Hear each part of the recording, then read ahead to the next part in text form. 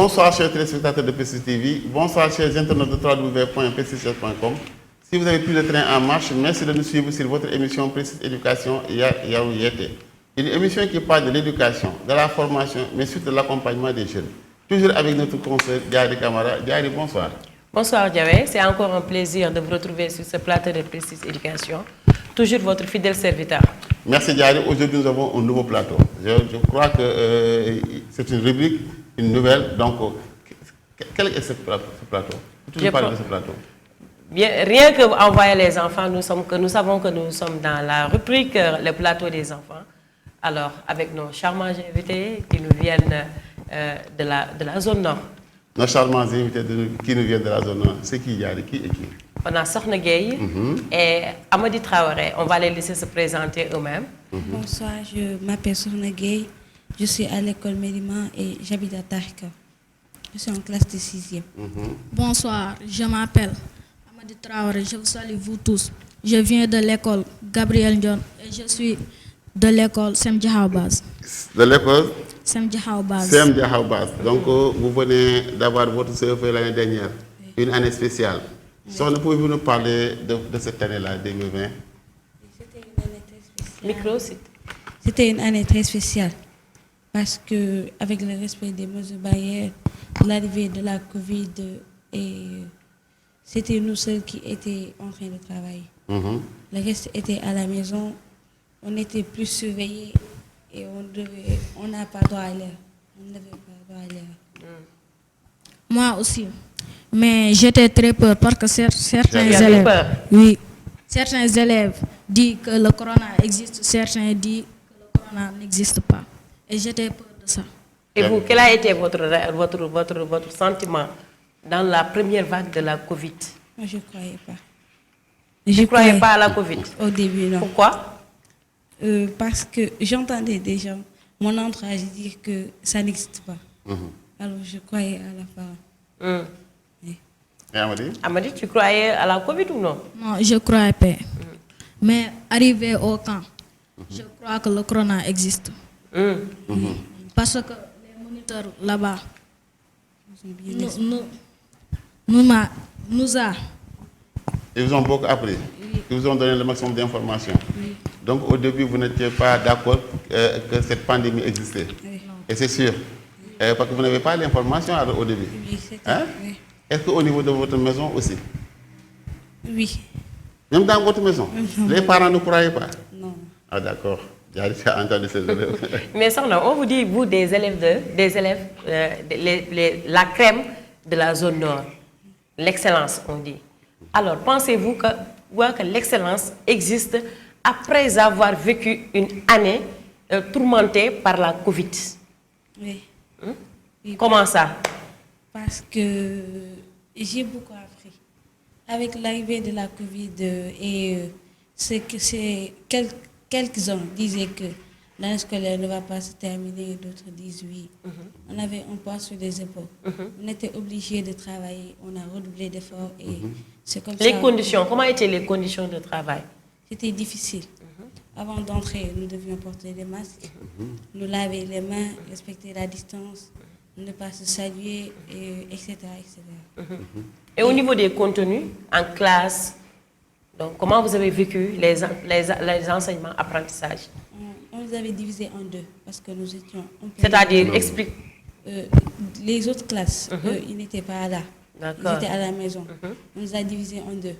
Certains étaient ici, les autres étaient ici. Les classes n'étaient plus pléthoriques? Oui, d'accord. Un autre professeur est venu pour nous et on a commencé à s'habituer. D'accord. Amady?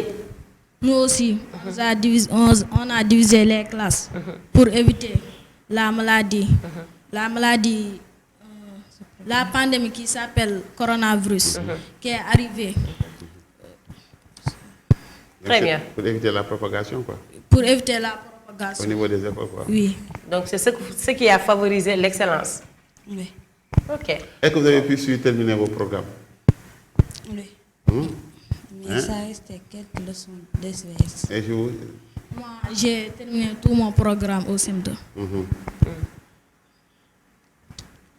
Alors, Maintenant, vous êtes des relais au niveau de vos structures respectives, de vos écoles respectives. Alors, quel doit être votre rôle actuellement dans la société? De sensibiliser et de faire croire à ceux qui ne croient pas que la Covid existe. Parce que toi, tu crois maintenant. J'y crois maintenant. Qu'est-ce qui t'a fait croire à la pandémie? Grâce au camp, j'ai trouvé des moniteurs là-bas et comme tonton Djibi, qui nous a beaucoup sensibilisés, qui nous a donné beaucoup de renseignements, plus de renseignements qu'on y avait déjà et c'était formidable. La pratique du lavage des mains, le port correct du masque, la distanciation sociale et beaucoup d'autres choses. Amady, qu'est-ce que vous allez faire avec ces notions qu'on vous a inculquées? Mon rôle, c'est de sensibiliser les enfants qui traînent dans la rue, mes camarades de classe, mes camarades de l'école, mes camarades du quartier et surtout mes parents et ma famille. Et surtout tes parents et ta famille. Oui. Donc vous avez participé à un camp. C'était un camp d'excellence, n'est-ce pas? Oui, oui. Comme l'a dit Tadjali. Hein? Au début, vous aviez une idée du camp quand on vous a informé que vous allez participer à un camp. Quelle était votre réaction, vos sentiments? Je croyais qu'on allait jouer, manger, boire et revenir. C'est ce que tu croyais? Foo daal foo. Foo nga doon Comme nu mu ko waxee rek man tamit foo laa ko tegoon mais premier jour ba ma demee. si laa xamee ne foofu formation lañ fay def ba pare bañ woowee sama yaay tamit formation lañ ko wax. mais ni ma ko gisee nag neex na ma trop te su ma sañoon nag camp bi du jeex. lan moo la gën a marqué ci camp bi Amady? man daal seetlu naa ni foofu dinañu jox lekk dinañ jox naan te dinañu former pour suñu génnee ñu mun a sensibiliser suñu moroom yi ak. Machallah, machallah. Qu'est-ce que tu as retenu, Sohna, dans le camp? Surtout les moniteurs et les nouveaux amis que je me suis fait là-bas. Ouais. Comme c'est un doom de me jàppee presque. ndax bu leen gisee comme ñu ma mosoon a xam depuis très longtemps. Ils étaient très gentils avec moi. Ils m'ont beaucoup appris. Et ils m'ont permis de croire à la maladie. D'accord, à travers le camp. À travers le camp. Donc vous avez beaucoup appris. man tamit comme ni mu ko waxee rek tas kii nii nag sama kii xarit ma fa nekkaloon namm naa leen mais ñoom tamit dañoo créé benn groupe WhatsApp ñu ngi ma siy laajte na dégg naa mais su ma amoon téléphone mais yéen kañ ngeen génn formation bay créé seen groupe WhatsApp yéen doo jënde c'est ça donc moo tax nam uniforme yi quoi dama yaakaar sax ay maga rax ngeen mais bokk nañ kër bokk nañ dara. Donc on vous a donné ces uniformes dans le camp. Oui. Voilà, c'était un camp de l'excellence organisé par la commune Thiès Nord au profit des meilleurs élèves de la commune Thiès Nord. Donc camp de l'excellence, mais c'est devenu un camp de formation à cause de la pandémie Covid-19. Donc ces enfants, ces élèves ont participé à ce camp d'excellence Diary. Donc c'est un camp organisé du 1er au 6 tout récemment. Et on avait combien de participants?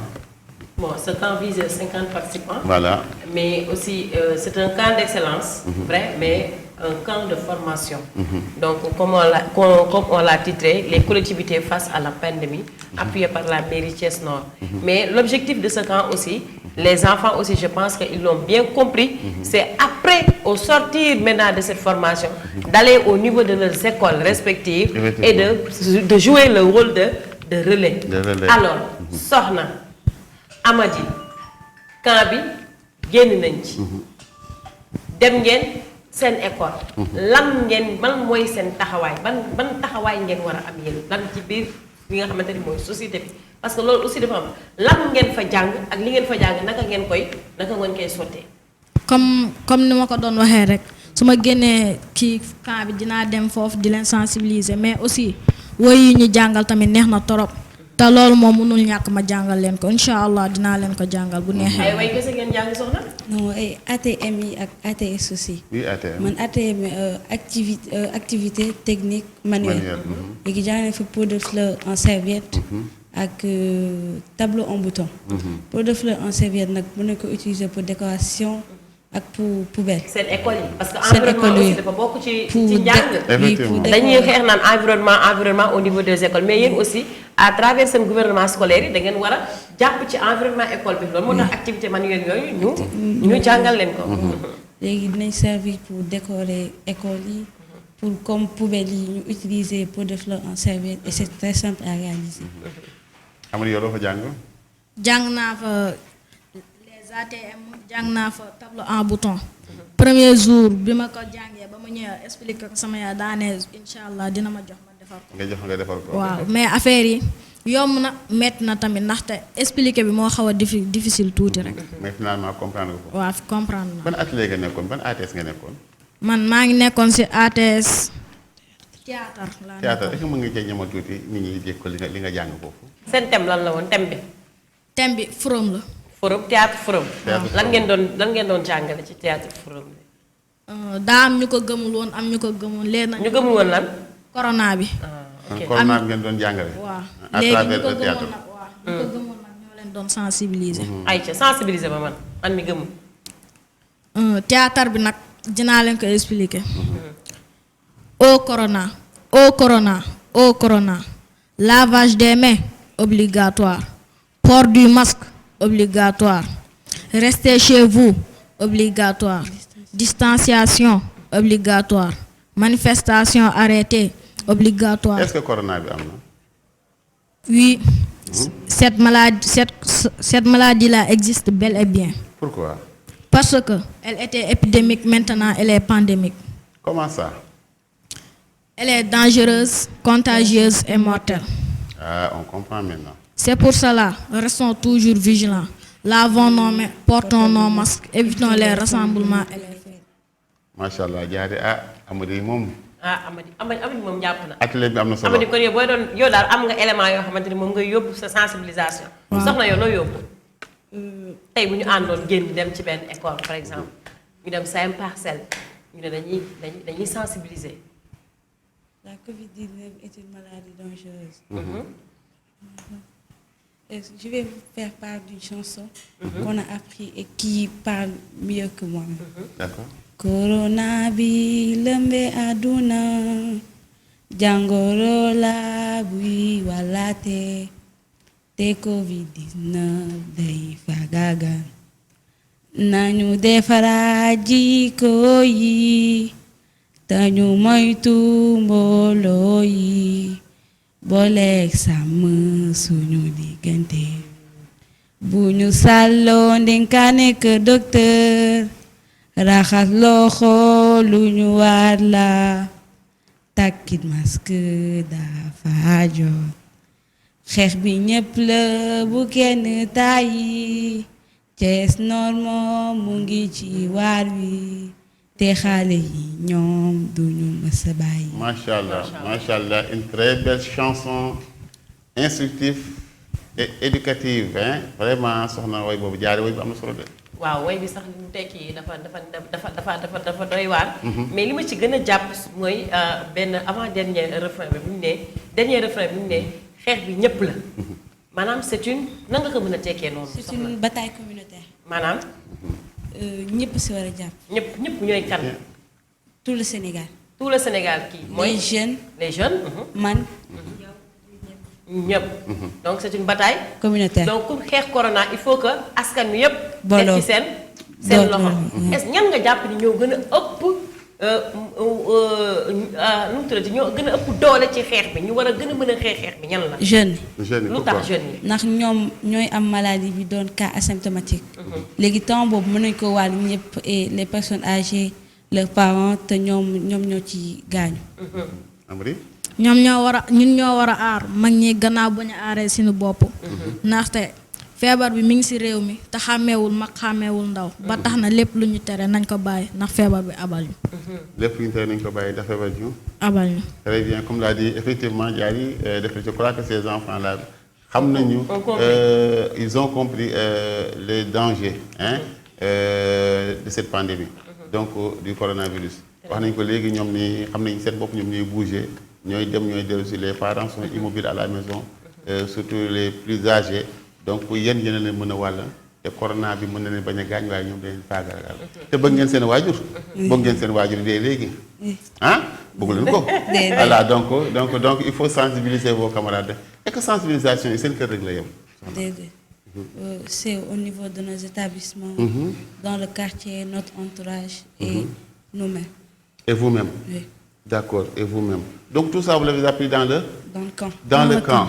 Alors, donc c'était un camp de formation. Qu'est-ce que vous avez appris encore d'autre? Parce que Gary m'a dit le thème que c'était les contributions éducatives face à la pandémie. Mais il y avait un sous-thème, la promotion des valeurs civiques et citoyennes. Hein? Donc, est-ce que vous avez tout de civisme? Les pour le ramener dina defal jikko yi. L'entraide, la solidarité, Effectivement. et beaucoup de choses en plus. Parce Et que beaucoup de choses. aujourd'hui, tu vois une personne blessée. Au lieu de l'aider, tu sors ton téléphone et tu filmes. En ce temps-là, lui, il est en train de perdre la vie alors que tu peux le sauver. On a appris la solidarité. La solidarité. Le respect aussi. Et on a appris aussi comment on mange. Parce que Comment on mange. Important. Parce que les Ce familles. sont les bons, ce qu'on appelle les bons comportements. Parce que bu fekkee da ngaa ñëw dugg ci benn kër boo fekkee ñu taaj añ dañuy teg seen boor raxasu rek ñoom ñëpp dugal seen loxo. Alors que dañoo war a raxasu ku nekk ñu sotti la nga raxasu moo gën boo dugalee ndaxte ñoom dañ naan papa ji mooy njëkk a raxasu léegi papa ji bu njëkkee raxasu bàyyi fa tilim bi ñoom nag ñu ñëw ñoom bu boobaa ñoom dañuy yàqu ndox rek.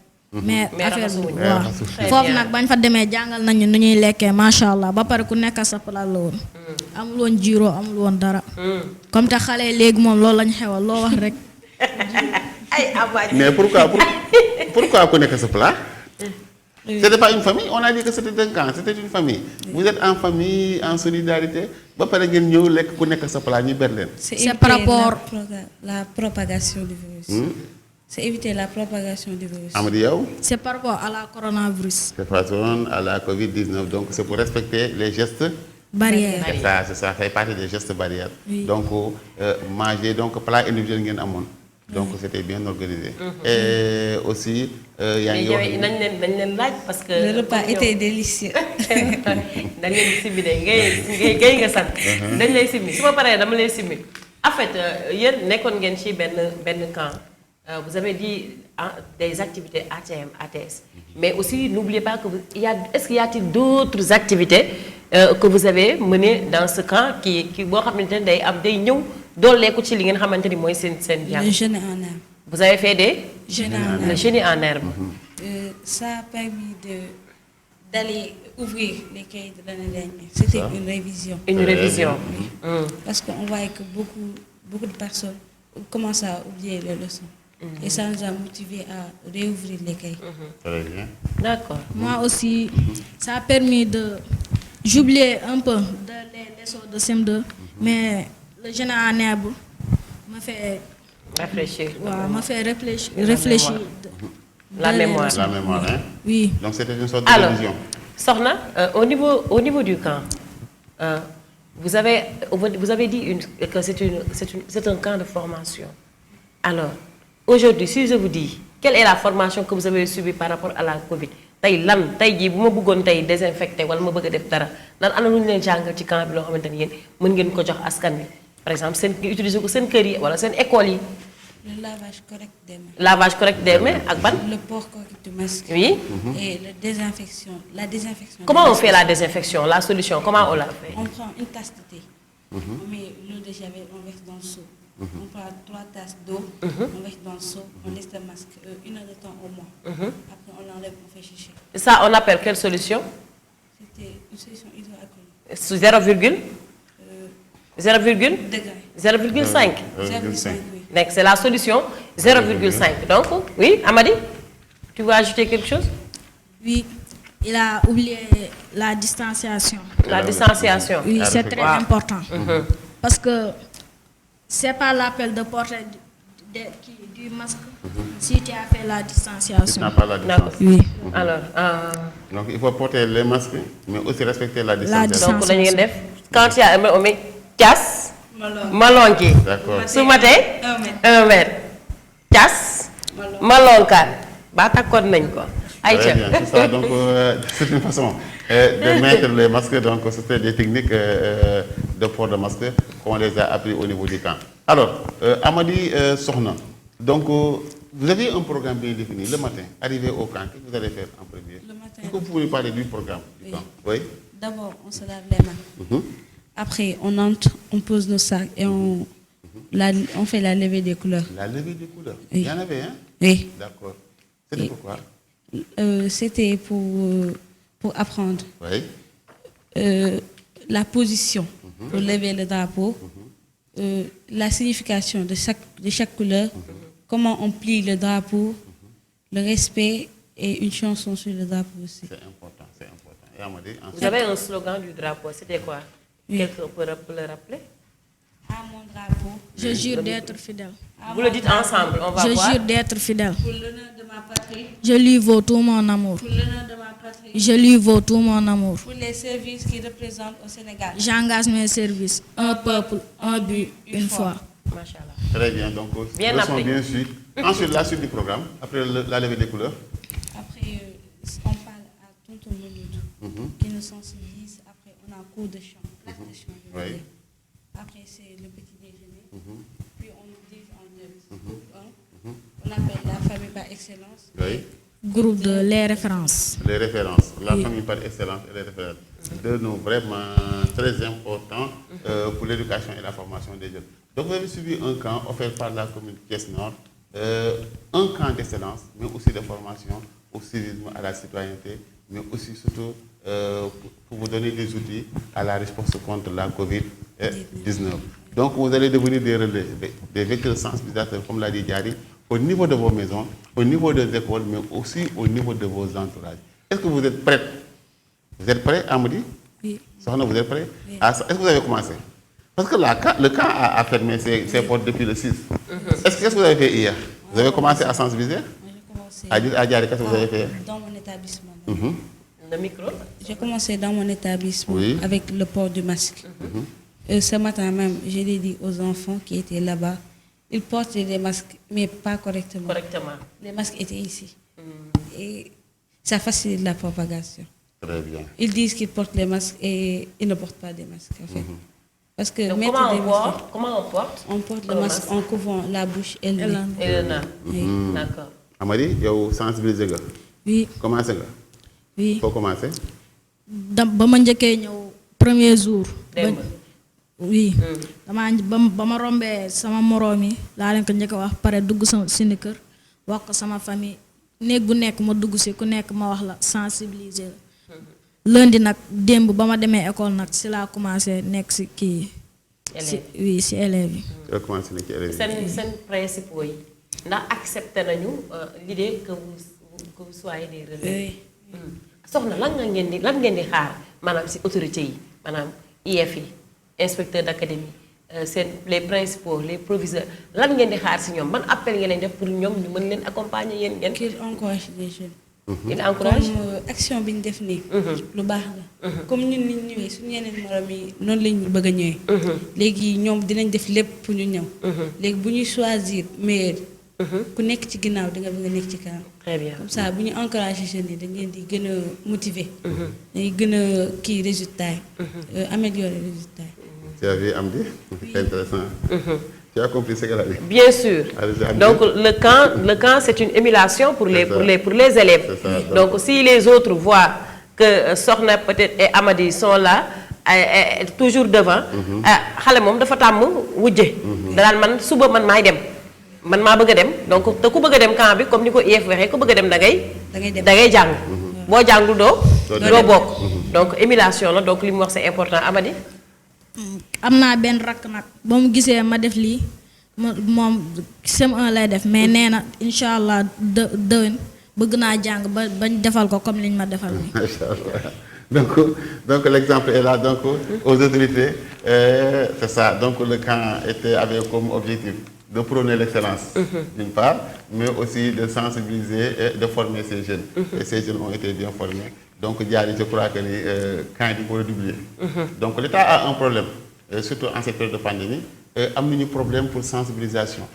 C'est côté bu ne mais je crois que au niveau des élèves di leen sensibiliser de cette sorte donc dina am njëriñ ci askan wi est-ce que Diary camp yu mel ni war ñu ko yaatal mais defe naa soxna wax na ko soxna déggoo li mu wax nee na si biir waxam non seulement cas bi émulation la au niveau des élèves mais dafa war a nekk li nga xamante ni mooy prétexte au niveau des autorités yi nga xamante ni maanaam muy autorité territoriales yi maires yi comme muy autorité académique yi muy IEF yi IA yi donc ñoom aussi dañ ci war a jël camp bi def ko prétexte parce que dina camp bi gagnant la kenn pertul non seulement xale bi dina distraire mais aussi dina jàng donc dinañ génn ci mbas mi aussi dinañ permettre xale yi parce que wax na ko sànq si biir waxam nee na xale yi ñoom ñoo gën a ubbeeku ci li nga xamante ni mooy ñooy ay vecteurs yoo xam ne ñoom ñooy yóbbu feebar bi mais xale yi je donne un exemple très simple actuellement boo seetee pendant une semaine yi nga xamante ni xale yi dañu bër ñu noppalu ko y avait presque au moins 50 gosses yoo xamante ni ñu ngi élèves yoo xam ne ñu ngi leen ces 50 gosses là c'est sûr que ni ñoom mucc nañ ci feebar bi parce que ils sont en sécurité yaa ngi ñëw chaque jour boo ñëwee ñu ngi la tag thermoflash y a presque 2 médecins wala 2 infirmiers yoo xam ne ñu ngi à tes cheveux tous les jours ñu ngi lay xool yow sa lekk dañ koy xool heure bi ngay lekk ni ngay lekkee distance tous les gestes sont contrôlés kooku benn parent moo am jot di xëy suba ba ngoon jot di topp xale yi heure yi ñu daan ñibbi presque ay 18h bu ñuy génn 18h30 19h la ñuy egg seen kër dañuy egg rek tëdd nelaw parce que dañuy sonn amuñu temps nekk ci mbedd mi comme yeneen xale yi donc nag mais comme camp bi prétexte la woon ni ko soxna waxee donc autorités yi nañ ci profité saisir occasion bi pour non seulement mu nekk émulation au niveau des élèves mais aussi mu nekk tamit benn outil boo xamante ne aussi dañ ciy profité pour xeex pandémie bi ci nga xamante mu bi war a jaar ci li nga xamante ni mooy xale yi nga xam ne ñooy vecteurs yi gën a kii ci pandémie bi. effectivement ñooy vecteurs yi gën a sensible ci pandémie bi soxna donc d'après le camp est-ce que vous êtes d'accord qu'on ferme les classes. non Amady mën nañu tëj école yi parce que bu mbas mi continuer d'accord ngeen ñu tëj école yi yéen ngeen toog seen kër yi noppal wala. je ne suis pas d'accord. lu tax ndax état bi bu tegee mesure stricte comme masque yi comme ñun camp bi ñu def opportunité bu ñu am ba ñu sensibiliser ñu su yeneen morom bu ñu ko amoon dinañ mën a continuer année scolaire. très bien Amady. mais soxna nee nga daaw lu tax njàng mi ñoom mu dem parce que dañoo xaaj élèves yi ñi au lieu de classe bu nekk presque 20 élèves moo ciy nekk au maxi mais ren gis nañ ne école yi da ngay dugg ci classe boo xam ne à la CM2 boo xam ne 70 élèves ma nga ca nga ne mën na. léegi distanciation bu ñu ko respecté wu port du masque bi mën nañu cee mucc. mën nañu cee mucc donc c'est la solution de soxna. soxna joxe na solution bien vrai que distanciation bu ñu ko respecté mais port de masque bi mën na ko wàññi. kon port du masque dafa war a obligatoire au niveau des écoles. loolu ci ndodd kan nga koy teg. aux élèves. d'abord aux autorités. Aux principaux et au gouvernement et scolaire. au directeur. Au directeur. Donc c'est important Amady nga ne. jarul ñu tëj école yi kon. jarul ñu koy tëj ndaxte daaw sax am nañ sens parce que jot nañoo jàng ñun waa CM2 mais fekkee ñu ngi nii 6e fekkee dañuy tëj école déwén dinañ tardé si lu bëri. di ngeen tardé ci lu bëri askan bi day yàqu. pour ngeen bañ ñu tëj école yi qu'est-ce que vous devez faire vous les enfants vous les jeunes. Respectons les mesures barrières. Respecter les mesures barrières, oui. Soyons attentifs et vigilants. Amdi. Comme elle a dit, soyons attentifs et vigilants. Respecter les mesures barrières et sensibiliser les autres qui ne croient pas que la maladie existe. Diary, je crois que les enfants ont donné des solutions. Parce qu'au départ, ils ne croyaient pas à cette pandémie, à cette maladie. Mais après le camp, ils ont cru maintenant que cette maladie existe. Et maintenant, ils sont prêts à être des vecteurs sensibilisateurs au niveau des écoles, mais aussi au niveau des élèves. Et mu nekk loo xam ne lu am solo la. Diary dafa mel ni kon système bi nga xam ne camp bi indi na ko teg ko sur place donc je crois que ni war nañ cee bàyyi xel autorités yi surtout année scolaire bi des na mais boo amatee moment libre est-ce que war ñoo jëlaat yeneen xale sensibiliser leen pour bi ñu delluwaatee école mën a sensibiliser seen kii former leen. Parce que c'est important ñoom c'est des écoles des élèves d'écoles différentes donc zone nord bi yëpp tàllal nañ ko ci ay élèves école bu ci nekk am na xale boo xam ne mën naa waxtaan ak waa école bi est-ce que loolu aussi nekkul solution au niveau de l'État. Bon, c'est une solution, je lui ai dit tantôt. C'est une solution, c'est la seule solution ça actuellement. Parce que nous, au niveau de nos écoles, on a eu d'énormes difficultés pour faire respecter aux élèves les gestes barrières. Les surveillants en parlent. Les proviseurs en parlent, les principaux en parlent, mais wax bi donc tamit doyul. wax bi doyul nit ki da ngay ubbi bëtam parce que le geste vaut 1000 fois la parole parce que nit ki mën nga wax sax mu bañ a dëgg mais quand il y a l'action quand il y a l'acte ça reste da koy téye et un vécu nuroowul ak loo xamante ni da nga ko dégg. soxna oui soxna. tu conformes waaw mi ngi conforté li nga xamante ni moom laay wax. nee na un vécu nuroowul ak li nga dégg. ñoom li ñu dund. ñoom ñoo ko dund ala kulli xaalin day am donc c'est pourquoi la démultiplication là de ce camp prétexte ce camp témoin est nécessaire. Ce camp témoin est nécessaire donc je crois qu'il faut former des brigades au niveau des écoles. ñu ko ñeen ñi xale xalaatee préparer xale yoo xam ni ñooy nekk brigade bi au niveau de leurs écoles pour sensibiliser vos camarades mais soxna am di bi ngeen commencé sensibiliser démb ak tey est-ce que am na ñu leen gëm. Jusqu'à présent, ça reste. nga retourner gis ko mu wàccewaat ko. mais maman bi ngay wax takkal dina takk. dina takk c'est déjà quelque chose. yéen est-ce que yéen a ngi takk régulièrement. oui c'est sûr. sañu leen dindi même on a fait la remarque chaque lundi matin on se réunit tous pour lever les couleurs. et donner des conseils. Elle m'a appelé pour lui montrer le diplôme. Elle m'a félicité, elle a encouragé les autres. Et elle a fait une remarque. Elle a dit, regardez Sokhna, elle ne portait jamais son masque. Maintenant, regardez, voyez-vous l'utilité du camp. C'est ça.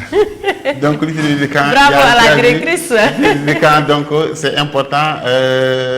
Defe naa ni jaari camp bi juumul naxul ndax xale yi ñu ngi wane li camp bi def ci ñoom donc c'est important donc jaari donc on va les laisser vous êtes fatigués vous avez suivi une très bonne formation avec ce camp de vacances de l'excellence. Nous vous encourageons, encourageons aussi les autres. Vous êtes venus dans ce plateau Précise Éducation pour représenter vos autres camarades. Et on a parlé de l'éducation, mais aussi du camp de l'excellence et de la formation. Amady, quel est le message que vous allez lancer?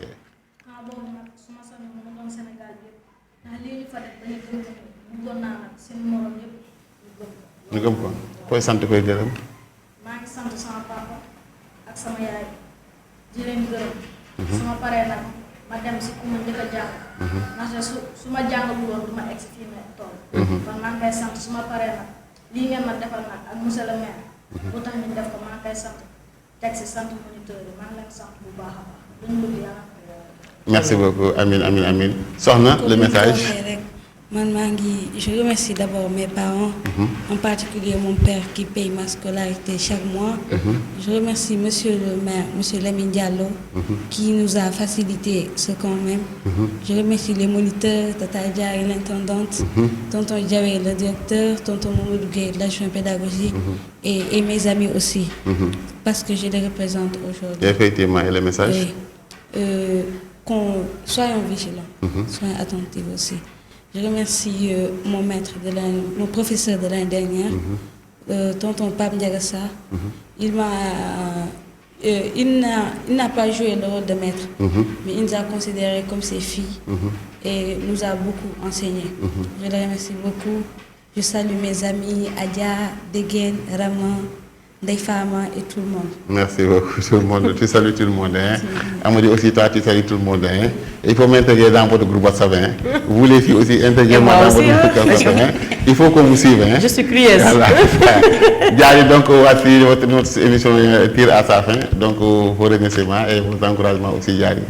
Bon, je vais m'associer au remerciement des enfants. Donc, je vais faire une salutation et des remerciements enfantins. maa ngi gërëm ñëpp. soxna mi ngi de. En fait, bon, c'est ça, l'idée de cette émission. C'est de donner, tendre le micro à ces enfants. C'est ça. Parce que ce sont des leaders. Et ce qu'on appelle, ce sont des vrais leaders. À l'espace d'une semaine, ils viennent ici, ils tiennent un micro et ils développent ce qu'ils ont dans le cœur. Donc, il y a pas mal d'activités qu'on a eu à mener avec eux et on aura le temps de les démontrer dans nos différentes émissions. Mais pour m'associer à leurs remerciements, nous remercions aussi tous ceux qui ont eu à participer au camp. Sur le plan surtout intellectuel, nous remercions M. Mbang, donc, qui a mené les activités éducatives, en particulier le génie en herbe, vraiment chapeau à lui. Effectivement. Nous remercions aussi les hygiénistes des services d'hygiène, tous les experts qui ont eu à participer à ce camp. Parce que camp bi ben melting pot la won ben ñepp lañ ci ñoom hygiénistes yeeg ñi jàngale cet ñi la santé docteurs yi médecins yi tout le monde était là-bas parce que nous voulons vraiment en une semaine sax xale yi ba nga xamante ni suñu génnee dinañ bëggoon na bu ñu demee ci seen école yi wala demee seen kër yi dinañ leen mën a émerveiller te je pense que l'excellence à travers cette excellence là nous remercions monsieur l'inspecteur de la formation de l'éducation et de la formation de Thiès-Ville monsieur Alpha Seck qui nous a facilité aussi les choses parce que c'était pas du tout facile d'avoir ses élèves mais il a fait tout le boulot avec son équipe et DG que nous remercions Mbaye Diouf aussi lui aussi parce que tamit Alpha Seck il n'y a que l'excellence qu'il prône. Il ne prône que l'excellence. Là où il y a l'excellence, vous le voyez, ou bien vous voyez son nombre. Donc, coucou, monsieur l'inspecteur, bravo et chapeau à vous. Et chapeau aussi aux collectivités éducatives. Un chapeau aussi à notre tutelle, le ministère de la Jeunesse, à travers ce ministère-là, à travers lui, nous remercions M. Diao, l'inspecteur départemental aussi, qui a cautionné aussi cette activité, donc avec des certifications, des attestations aux différents élèves. Aussi, merci à tout le monde. Et je remercie aussi le PDG du groupe Prestige aussi, qui nous a accompagnés, non seulement il est venu mais dafa ñëwaale donc machallah kooku li ñuy wax naan éducation daf ko ñor donc yàlla na jàmm yàgg en tout cas ku ñu fàtte ci remercier les moniteurs tout le monde nous remercions tout le monde et même la mairie Thiès Nord en particulier monsieur Lamine Diallo d'avoir porté vraiment ce projet en collaboration avec les encadreurs des collectivités éducatives de Thiès. Merci beaucoup Diary, merci mention spéciale à Lamine Diallo. Donc c'était un camp de vacances organisé par la commune Thiès Nord au profit des 50 meilleurs élèves de cette commune. Donc devenu aussi un camp de formation des jeunes sur les valeurs civiques et de citoyenneté, c'est-à-dire faire la promotion des valeurs citoyennes sénégalaises, mais aussi faire de sorte que demain on aura un Sénégalais citoyen, un vrai Sénégalais citoyen. Donc nous avons Diary Camara qui était là, toujours à nos côtés, mais comme invité, des enfants, des élèves qui ont participé à ce camp, donc Sohna et Amadi. Diary, ça montre qu'on peut organiser une collectivité éducative. D'après ce camp de vacances, ça montre qu'on peut organiser une collectivité éducative en respectant les gestes barrières. Les enfants ont vécu ce camp de vacances, mais aussi remerciement à leurs parents. Les parents qui nous ont donné ce qu'ils ont de plus cher, ces enfants. Donc la confiance y était. Donc à chaque fois, les enfants rendaient compte et les parents appelaient pour remercier l'initiative d'organiser ce camp de vacances et moi aussi de former ces jeunes. Donc c'est une sensibilisation que tout le monde doit faire à travers le monde entier, mais surtout en commençant par les jeunes qui sont mobiles et qui se déplacent avec ce virus de corona. Donc, vous permettez de lancer un message à l'endroit des chefs d'établissement qui habitent ces enfants-là. Que maintenant, le travail le revient. C'est à eux maintenant de continuer le travail que la formation a fait sur ces enfants-là. De les soutenir comme ils ont soutenu les gouvernements scolaires. De les intégrer à part entière au niveau de leur gouvernement scolaire parce que ce sont des relais et des relais incontournables pour l'éducation des enfants. Des relais incontournables pour l'éducation des enfants. Nous invitons aussi aux autres maires d'en profiter au niveau des vacances prochaines, d'organiser ces genres de camps de vacances au profit des élèves de leur localité pour qu'on puisse avoir le maximum de relais sensibilisateurs, le maximum de vecteurs sensibilisateurs au niveau des élèves, au niveau des enfants. Merci, c'était votre émission Petite Éducation Yaro Yété et nous vous donnons rendez-vous à la prochaine avec d'autres invités, soit en invité du jour, soit en plateau des enfants ou bien soit après école. Merci, à la prochaine.